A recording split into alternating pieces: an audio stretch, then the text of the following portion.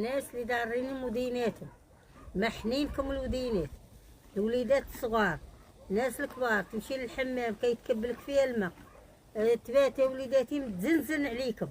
ها الوصفه وليداتي جبت لكم 3 ايام ان شاء الله غادي تحيد مشاكل الودن، ما تبقاش عندكم الوليدات الغيز ما يبقى والو. غادي تشدوا بحالكم تجيبوا البصله الحمراء تشدوا بحال هوك وتنقيوها الوليدات. انا غنوريكم كيفاش، وهي راه فيها قوه الماء. ها تصاوبوها فيها الماء مزيان. الودن اللي داراكم غادي نتهزوا واحد القطايره بعد غادي نحكوها بحال هوك. ها وليداتي بحال هوك كيساه فيها قوه الماء.